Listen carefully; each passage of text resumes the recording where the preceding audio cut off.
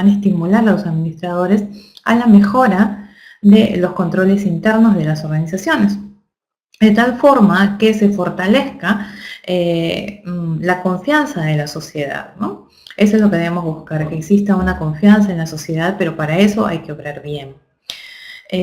La confianza debe traducirse lógicamente en los actores de todo este proceso y en otros factores también, ¿no? Porque tiene que existir una fidelidad de la información, tanto económica como administrativa, de las organizaciones, y eso es lo que eleva la profesionalidad, la ética de los trabajadores, así como también de los directivos, ¿no? Garantizando la calidad y la transparencia de la gestión. Entonces, tenemos este instrumento, ¿no? Que es el control interno, que bueno, ha sido creado como una herramienta para direccionar todo este tipo de organización, es decir, para poder organizar todo lo que signifique el sistema administrativo, ¿no? Presupuestario, planificación, las compras y adquisiciones, y que definitivamente estar vigilantes en cuanto al cumplimiento de la normativa. Por lo tanto, decimos que este control interno ha sido reconocido como esta herramienta de dirección de todo tipo de organización, con la finalidad que se obtenga una seguridad razonable para el cumplimiento de los objetivos institucionales y esta institución se encuentre en capacidad de informar sobre su gestión a las personas interesadas en ella. Voy a regresar a las diapositivas, creo que, a ver ahí. A ver, vamos a ver si es que ahí pasa solamente una. Sí, porque estoy colocándola y se me van todas las diapositivas. Bueno, entonces definimos como control interno y ha sido reconocido, decimos, como una herramienta para que la dirección de todo tipo de organización obtenga una seguridad razonable para el cumplimiento de los objetivos institucionales y definitivamente esta institución se encuentre en capacidad de informar sobre su gestión a las personas interesadas. Las personas interesadas, ¿quiénes son? Aparte de la comunidad, es decir, la sociedad en general, tenemos entes gubernamentales que son los que se encargan de definitivamente poder analizar si estamos cumpliendo con las funciones. Entonces, este control interno busca algo muy importante, que significa la mejora continua. ¿Bien? Quiere decir que significa realizar los ajustes que sean correspondientes siempre y cuando sea necesario, previa una verdadera planificación, ¿no? Luego, actuar considerando esta planificación y definitivamente ir evaluando si es que se está cumpliendo con todo lo indicado. Por lo tanto, significa que el control interno es un proceso de gestión integral, es continuo, es dinámico y está diseñado para enfrentar riesgos. ¿De acuerdo? ¿Qué más podemos decir de este control interno? Decimos también que el mecanismo de verificación, recién leo, Cristel, lo que me estás escribiendo, sí, efectivamente se habían pasado, pero ya estamos bien, gracias, Cristel.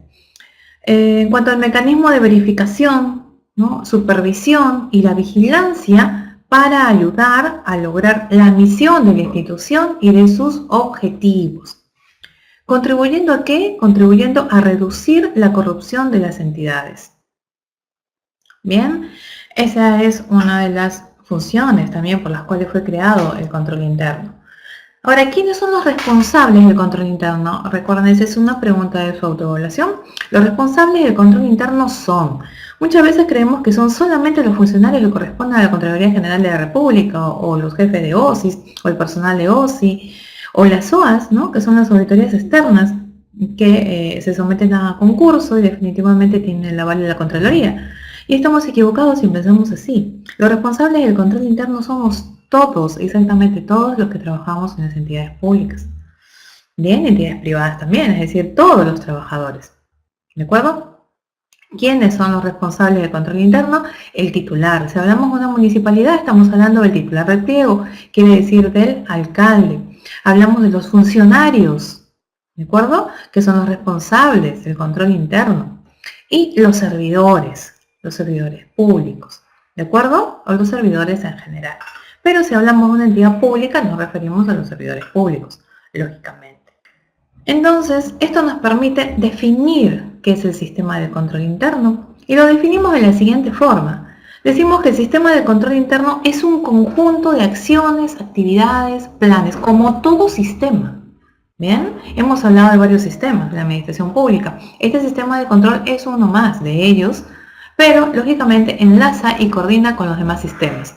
Entonces decimos que el sistema de control interno es el conjunto de acciones, actividades, planes, políticas, normas, registros, organización, procedimientos y métodos que incluyen las actitudes de las autoridades, directivos y el personal que están organizadas e instituidas en cada entidad. Muy bien, entonces hablemos de la normativa. Antes de hablar del funcionamiento del control interno, decimos que es continuo, que es dinámico, que alcanza la totalidad de la organización, desarrollándose en forma previa, simultánea y posterior, de acuerdo a lo previsto en el artículo 7 de la Ley 27.785.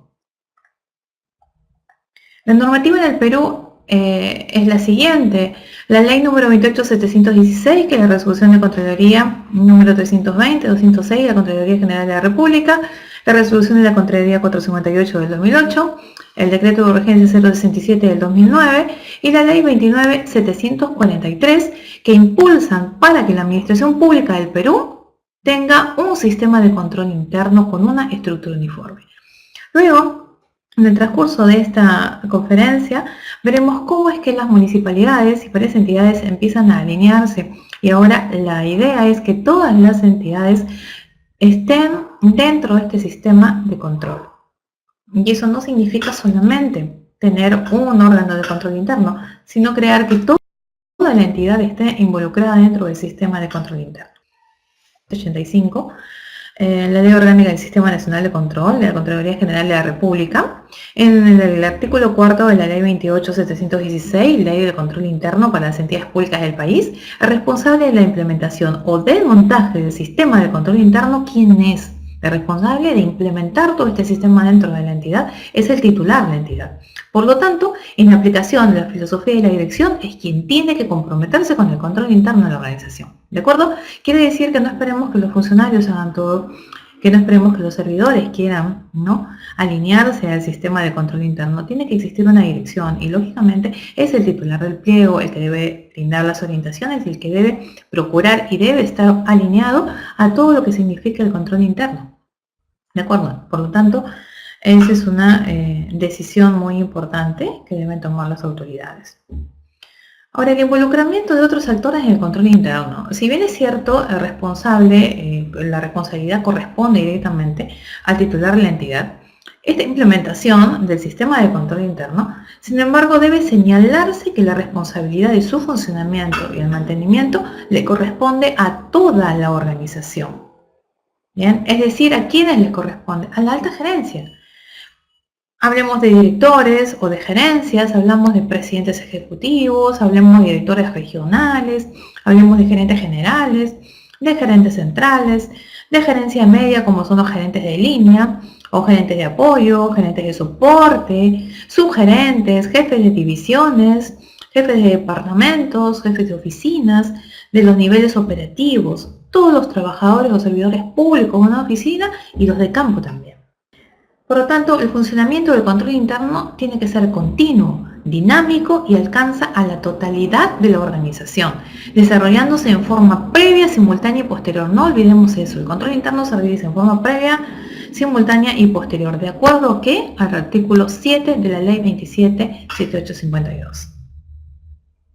Aquí está la normativa, la 28.716, que es de la Contraloría, la 320 del 2006, el decreto de urgencia 067 y la ley 29.743, que impulsa la administración pública en el Perú a que realmente tome conciencia y tengamos un verdadero sistema de control.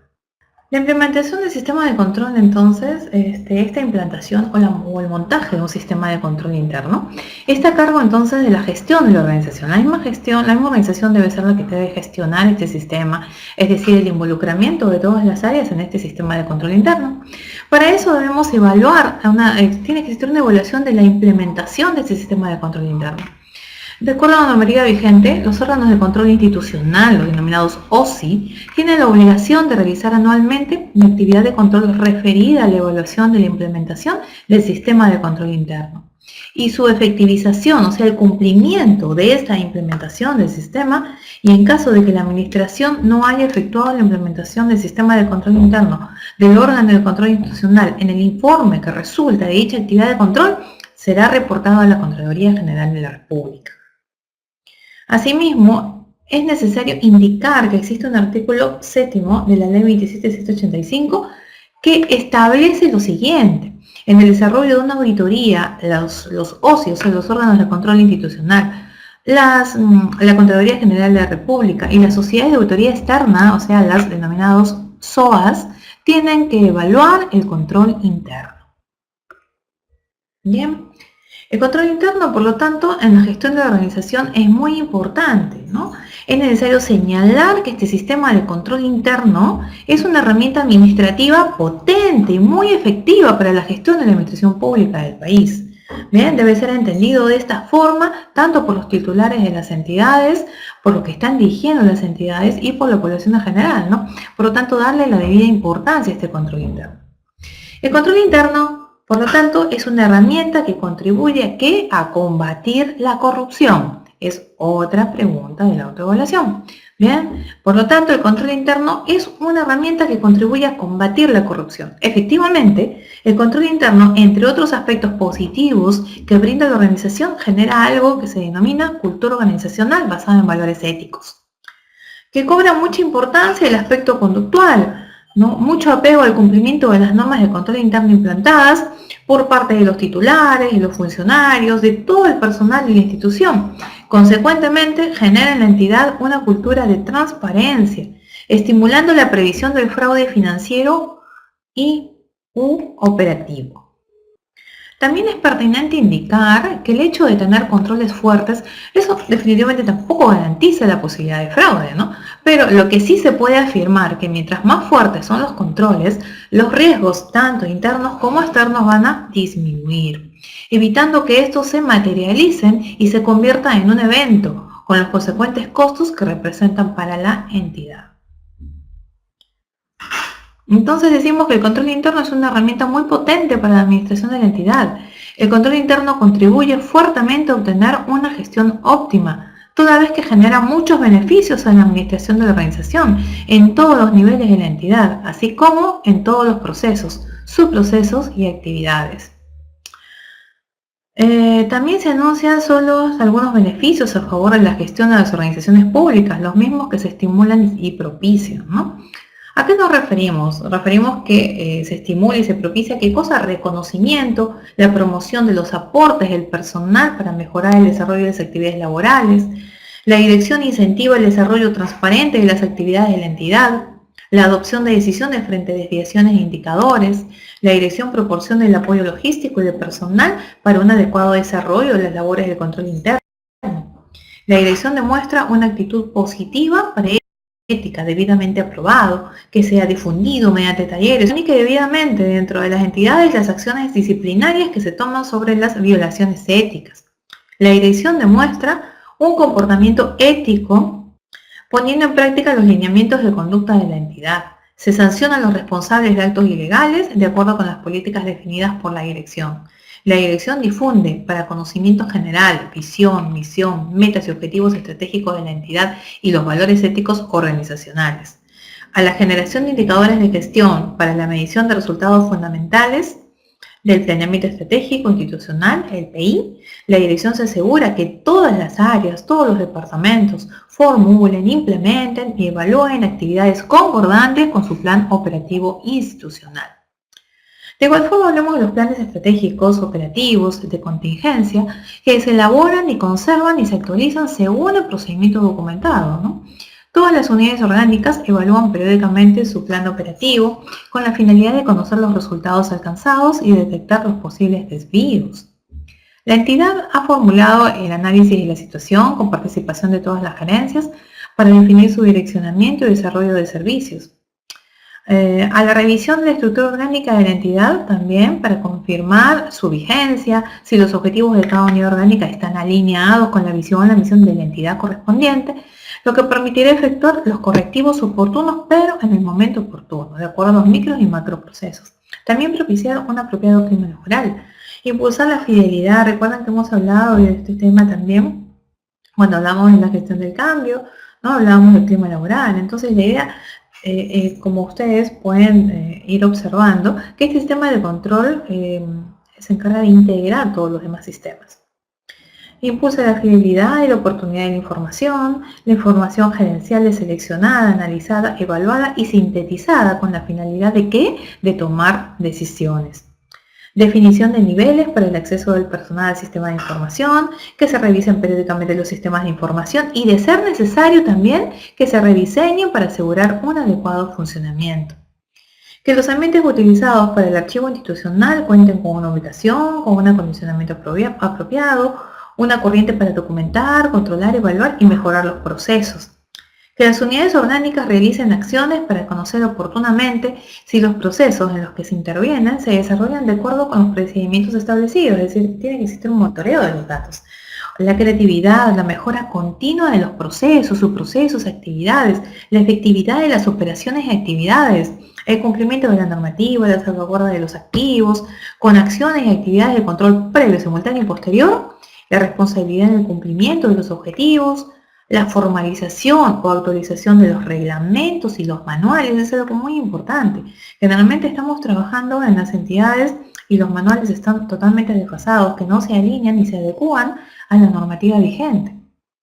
Y sobre todo ahora con la ley Servir, ¿no? Que ya no vamos a trabajar con los manuales de organización y funciones, que también están desactualizados. Ahora se llamará, hemos dicho, el manual de perfiles de puestos, por mencionar uno de ellos, ¿no? Entonces estas entidades deben irse adecuando, deben irse adaptando e ir nuevamente actualizando sus manuales de gestión de acuerdo a las normativas vigentes. Bueno, hemos dicho que existe la ley de transparencia, hemos hablado mucho de este tema también, pero sin embargo no existe un respeto a la transparencia, es decir, la información no siempre es la adecuada, ni es, como su propio nombre lo dice, el desarrollo de la motivación del potencial humano, el respeto por la independencia y la función del órgano de control institucional. También es necesario disponer adecuadamente de los recursos, dotar de herramientas para una apropiada administración de los recursos humanos, a la administración de riesgos, es decir, tanto internos como externos que tiene la entidad, evaluar el desempeño individual, grupal y de la entidad, y también hablamos del autocontrol por parte de la propia administración de la entidad, que es muy importante, porque con la finalidad de identificar las debilidades y deficiencias, así como también recomendar acciones de mejora. Bien, entonces ya hemos indicado quiénes son los responsables del control interno, hemos dicho que somos todos, bien, tanto trabajadores, el primer titular de pliego, funcionarios y servidores en general. Entonces aquí tenemos, ¿no?, quiénes son los involucrados en sí. ¿Quiénes son los que van a participar de todo el proceso del sistema de control interno? ¿Quiénes son? La Contraloría General de la República, los órganos de control institucional, o sea, los OSIs, las sociedades de auditoría. Bien, entonces, ¿qué es lo que podemos decir o qué decimos? Como parte de la gestión pública es una herramienta muy importante, es un elemento sumamente importante el sistema de control interno dentro de lo que significa todo el proceso de administración pública, todos los procedimientos. Entonces hablamos que es necesario la medición y la corrección de la forma como se desempeña cada integrante de una entidad con la finalidad de garantizar que definitivamente se están cumpliendo con los objetivos de la entidad y también con los planes que han sido diseñados para alcanzarlos. Por lo tanto, repetimos, el sistema de control interno es un proceso integral. Entonces, la idea, como el lema que tenemos aquí en la diapositiva, decimos que el control interno está comprometido con una gestión pública más eficiente. ¿De acuerdo? Entonces, aquí tenemos los roles y obligaciones del control interno, en control interno. Bien, acá hay otra pregunta también de la autoevaluación, pero decimos que la Contraloría General de la República tiene como rol, por finalidad, como obligación, que dictar la normativa que oriente la efectiva implantación y funcionamiento del control interno en las entidades del Estado, así como también su respectiva evaluación. La entidad pública, hablamos de los titulares, de las entidades, de los pliegos o de las diferentes entidades, los funcionarios, los servidores, tienen por función, como rol, como obligación, implementar obligatoriamente su sistema de control interno en sus procesos, en sus actividades, en los recursos. Bien, por eso veremos cómo se relaciona también con contrataciones y adquisiciones, en todas sus operaciones, orientado ¿a qué? A que su ejecución se dé al cumplimiento de sus objetivos. Por lo tanto, el Sistema Nacional de Control, la Contraloría General de la República, con obligación como rol de cumplimiento, evaluar el control interno en las entidades del Estado. Entonces, aquí decimos que tenemos objetivos de control interno. Bien, pero antes de hablar de los objetivos, vamos a hablar un poco de las percepciones que tienen los gerentes frente al control interno. Bueno, como hemos podido apreciar hasta el momento, las bondades del sistema de control interno a favor de la gestión de las organizaciones es muy importante, porque algunos gerentes de la alta gerencia en la administración pública, por desconocimiento de estas bondades, no le prestan la debida atención. ¿Por qué? Porque estiman que es una actividad que le pertenece solamente a los auditores gubernamentales, o sea, el Sistema Nacional de Control, la Contraloría General de la República, los OSIs, las OAS, o porque consideran que al ser una actividad de mando medio, su aplicación de mantenimiento no les corresponde a la alta gerencia y que los responsables de su funcionamiento solo es competencia de la gerencia media y los niveles operativos. Por lo tanto, no se involucran y están sumamente equivocados. También se tiene la percepción que es una actividad burocrática, que no agrega valor a la organización, sino muy por el contrario, ¿no? Que obstruye, que entrampa la gestión, entonces se tratan de mantener alejados e indiferentes a la implementación y funcionamiento. Asimismo, se ha identificado que algunos gerentes sí consideran que el control interno es importante, pero que solo es aplicable a las actividades netamente administrativas de la organización. Por lo tanto, excluyen de la implementación del OSI del control interno a los procesos, ¿no?, en línea o procesos de producción o que se realizan en las plantas, en las fábricas, cuando el control interno debe implementarse en todas las actividades de las entidades.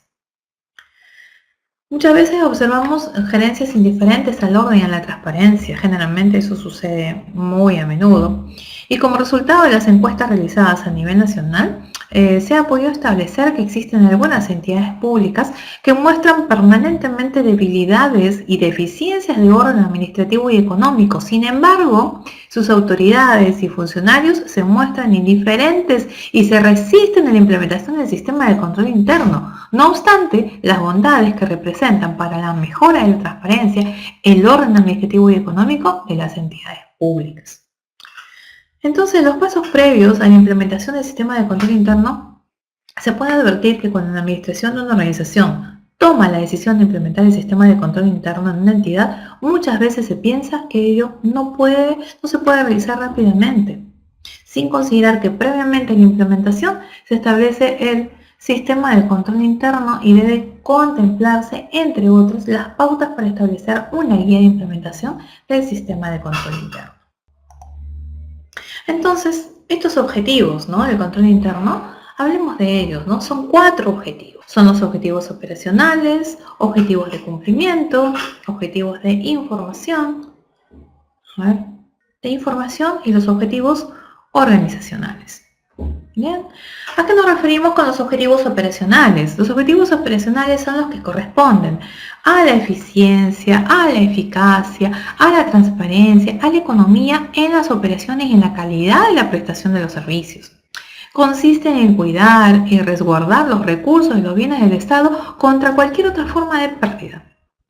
En cuanto al objetivo de cumplimiento, se trata de cumplir con la normatividad aplicable a las entidades y a sus operaciones y promover algo muy importante, que es la rendición de cuentas. Otro objetivo es de información. ¿Cuál es el objetivo de información? Se refiere a garantizar la confiabilidad y la oportunidad de la información. Otro objetivo es operacional, es decir, fomentar la práctica de los valores institucionales. ¿En qué se fundamenta este control interno? El control interno se fundamenta en el autocontrol, en la autorregulación y en la autogestión. ¿A qué nos referimos cuando hablamos que se fundamenta en el autocontrol? Es decir, todo funcionario y servidor del Estado debe controlar su trabajo, debe detectar deficiencias o desviaciones, debe efectuar los correctivos para el mejoramiento. Y puntualizando en esto, ¿no? El efectuar los correctivos no quiere decir efectuar los correctivos después de, es decir, porque después que ya se generó un problema, después de que ya hemos transgredido la norma, no. Correctivos son inmediatos. Referimos con la autorregulación, es decir, que toda institución debe desarrollar disposiciones, métodos, procedimientos, ¿para qué? Para asegurar la eficacia, la eficiencia, la transparencia y la legalidad en los resultados. ¿Qué quiere decir? Quiere decir que basados en la normativa general, en las normas, ¿no? Por parte de la Contraloría General de la República, tenemos que elaborar directivas de procedimientos que nos permitan asegurar esta transparencia y, lógicamente, la legalidad de los resultados que vamos a obtener. Entonces, hemos hablado que los fundamentos del control interno son el autocontrol, son la autorregulación, y aquí tenemos otro fundamento del control interno, denominado autogestión. Quiere decir que toda institución debe conducir, planificar, ejecutar, coordinar y evaluar las funciones a su cargo con sujeción a la norma aplicable y objetivos previstos. ¿Bien? Entonces repetimos, los fundamentos del control interno son tres: el autocontrol, la autorregulación y la autogestión. Ahora, ¿cuáles son los componentes del sistema de control y cuántos son? Hablemos de estos componentes y aquí tenemos que corresponden a la supervisión. Bien, uno de los componentes del sistema de control es la supervisión. Ojo, es otra pregunta de la autoevaluación. Hablamos de la supervisión, hablamos que tiene que existir un ambiente de control, no es otro componente de este sistema.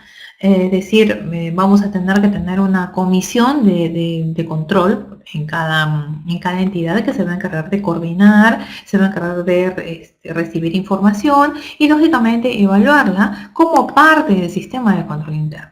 ¿De acuerdo? Entonces, hemos dicho que uno de los componentes es la supervisión, otro componente es el ambiente de control, otro componente es la evaluación de los riesgos, otro componente son las actividades de control que se realizan, otro es la información y la comunicación. ¿De acuerdo? Todos estos componentes corresponden a los componentes del sistema de control interno. Los 6 que hemos mencionado. Ahora, ¿para qué nos sirve este sistema de control interno? Tenemos innumerables beneficios respecto a su implementación. Es un sistema inmunológico de la entidad, es decir, la finalidad es lograr los objetivos y las metas. Esa es la finalidad del sistema de control interno. Promover un desarrollo organizacional, fomentar las prácticas de valores, ¿no? Todo relacionado con la ética. Asegurar el cumplimiento normativo, es decir, que todos trabajemos de acuerdo a la normativa, de acuerdo a la ley. Promover algo muy importante que es la rendición de cuentas y que a ninguna autoridad le gusta rendir cuentas, a ninguna autoridad le gusta decir, bueno, ¿en qué está gastando el dinero público? Es difícil.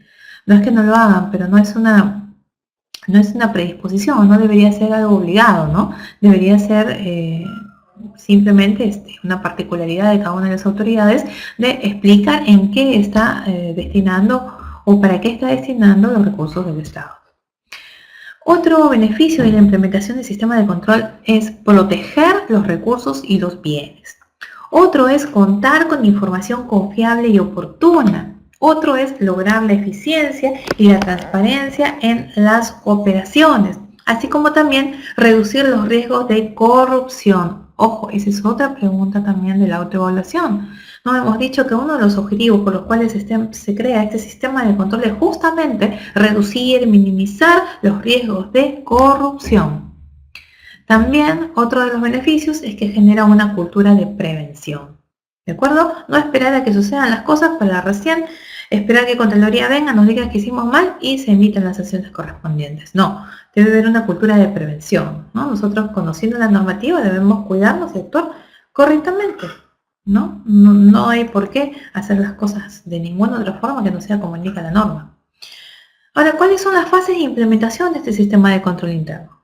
Tenemos 3 fases. Hablamos de la fase de evaluación, hablamos de la fase de ejecución y hablamos de la fase de planificación. ¿A qué nos referimos con fase de evaluación? Significa evaluar todo el proceso de implementación. ¿A qué nos referimos como una fase de ejecución? Se refiere a implementar a nivel de procesos, se refiere a implementar a nivel de entidad.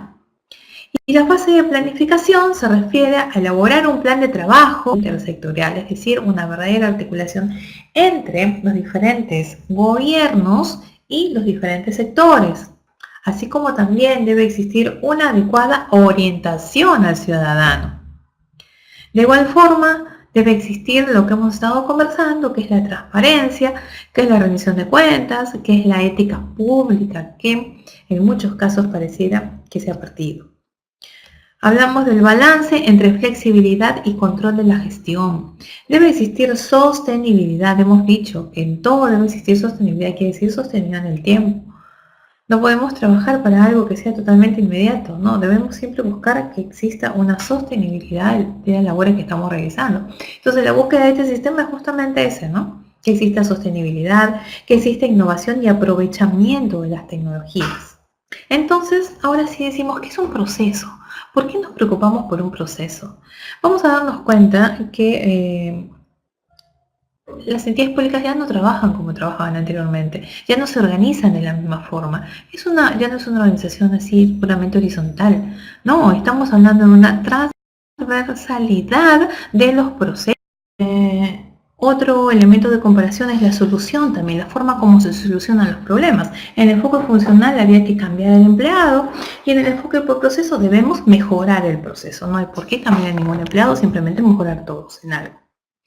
Otro elemento de comparación es ¿qué son las personas? Responde a esta pregunta.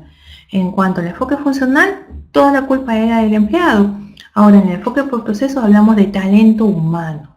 Bien, por eso es que hemos decidido hablar en una de las conferencias de todo lo que es gestión del talento humano. Ahora, en otro elemento de comparación es un control del ejercicio, es decir, en el enfoque funcional solamente hablamos del control externo. Ahora en el enfoque por proceso estamos hablando del autocontrol, es decir, prever situaciones, hacer las cosas adecuadamente para evitar situaciones que sean engorrosas, situaciones que nos creen malestar. Otro elemento de comparación es la estructura organizacional. En el enfoque funcional es una estructura jerárquica, ¿no? Jerárquica, con diferentes niveles jerárquicos. El elemento de comparación es la actitud de recurso humano, que es sumamente importante. Anteriormente solamente me importaba en el enfoque funcional cumplir. Yo voy a cumplir con mi trabajo, no me importa si está bien, si está mal, si es que le sirve o no le sirve a la otra oficina, no interesa nada, yo simplemente estoy cumpliendo. En el enfoque por procesos significa generar valor, yo estoy generando un valor que lógicamente va a tener una consecuencia positiva si es un valor. En el elemento de comparación de la dirección estamos hablando que en el enfoque funcional las órdenes eran gerenciales. Ahora en el enfoque por proceso es una autogerencia, quiere decir que cada uno sabe lo que tiene que hacer y simplemente no necesita esperar a que nadie le diga lo que tiene que hacer, simplemente actúa porque sabe que es una parte de un todo. Puedan darse, que están determinadas como infracciones por el cumplimiento o incumplimiento de las disposiciones que integran a la actuación funcional. Eso está determinado en el artículo 6 del Decreto Supremo 023 del 2011, lo que conllevará a que el informe específico sea evaluado por el órgano instructor. Recuerdan que también en sesiones anteriores hemos hablado de las sanciones administrativas, que engloba y enlaza diferentes sistemas cuando no cumplimos con la labor que realmente nos corresponde, cuando transgredimos norma, bueno, tiene que existir una respuesta a ello. Y esta respuesta es lógicamente una medida de corrección y esto se traduce en una sanción, que puede ser de diferentes formas, pero bueno, es una sanción que se obtiene a través de un procedimiento administrativo sancionador. Existen metas, ¿no? Hemos hablado, recuerdan, cuando conversábamos de los planes de incentivos, las diferentes metas que existían para lo que es residuos sólidos, para lo que es planeamiento, para lo que significa programa de inversiones, ¿no es cierto? Todos los que son las ejecuciones de obras. Entonces existe una meta, por ejemplo, implementación del control interno que está en la fase de planificación, ¿no? En el proceso, por ejemplo, de la contratación pública. Entonces, ¿qué? Porque hay una problemática que las municipalidades no implementan sus controles internos de acuerdo a lo establecido en la normativa vigente. Bien, este es un problema. Entonces aquí tenemos algunas ponderaciones obtenidas hasta el año 2014. Miren, y observen algo, ¿no? Las municipalidades distritales solamente un promedio, un 20% nada más, han cumplido con la implementación de todo un sistema de control interno. Las municipalidades provinciales mucho menos todavía, solamente un 15% están cumpliendo con implementar dentro de su entidad un sistema de control interno. Y en promedio nacional, hablamos de todo, que tampoco no es un porcentaje que nos pueda decir, bueno, estamos cumpliendo, miren, es muy bajo aún, estamos hablando de solamente un 25% a nivel nacional. Entonces, ¿qué es lo que podemos decir, no? Decimos que la implementación del control interno, que esta fase de la planificación en el proceso de contratación pública, por ejemplo, también obedece a los principales problemas respecto a un proceso de contratación pública. ¿Por qué? Porque los requerimientos de los bienes, de los servicios u otras obras informales o inexistentes, el problema también de la paralización de las obras, ¿no? Las obras inconclusas, que simplemente generan mayores problemas, insatisfacción en la población, ineficiencia en las gestiones, ¿no? Porque existen deficiencias, por ejemplo, de repente en el expediente técnico. Entonces significa que existe el control para poder determinar qué es lo que está pasando, ¿no? Y evitar estas situaciones que lo único que llevan es justamente a que no se dé el verdadero desarrollo, que es lo que tanto buscamos, ¿no? Hablamos de una determinación inadecuada de los valores referenciales, que también es todo un tema dentro de las bases que se someten a concurso o a licitación pública, dependiendo del monto que se va a licitar o que se va a poner, se va a colgar en el sistema para una contratación, una adquisición, ya sea de un bien o servicio. Hablamos de procesos entonces de selección que están retrasados o declarados desiertos. Entonces, ¿por qué es que tenemos procesos declarados desiertos? ¿Por qué es que los proveedores no quieren participar, ¿no? Entonces, eso es algo que también debería preocuparnos. ¿Por qué no quieren participar? Los requisitos que están exigiendo las bases de repente son demasiado elevados. Nadie los tiene, o de repente están orientados, o qué es lo que está sucediendo, ¿no? O por qué es que existe ese malestar de los proveedores, no quieren participar. Sabemos que existe una serie de incomodidades, ¿no? Por las cuales los postores no quieren participar en ningún proceso, y eso también genera retrasos, genera que las fechas no se cumplan, que no podamos tener los bienes en el momento que los necesitamos, y los servicios, un malestar que debe ser lógicamente corregido. Entendemos que todo el sistema de control interno, que es tan interesante y tan importante para que tengamos una verdadera administración pública, para que la gestión pública realmente logre su cometido, ¿no? Realmente logre su verdadero objetivo, que es el servicio al ciudadano. Es eso lo que realmente pretendemos. Bueno, estimados estudiantes, para mí ha sido un gusto haber estado con ustedes estas 8 sesiones, estas 8 conferencias, 8 semanas.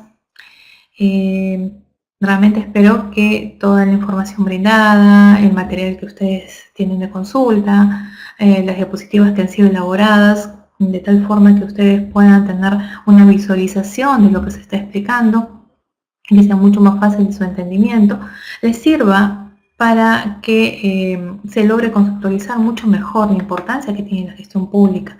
Y no minimizar su actuación, sino entender mucho más cuál es la importancia y la relevancia que tiene el ciudadano también en la participación de los asuntos del Estado.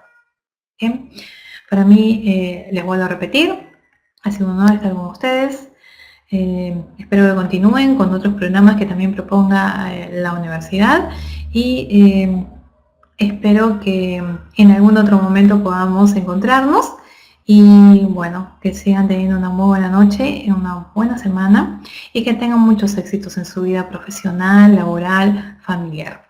Se despide entonces de ustedes a Magíster Alejandra Licesati. Que les vaya muy bien. Hasta pronto.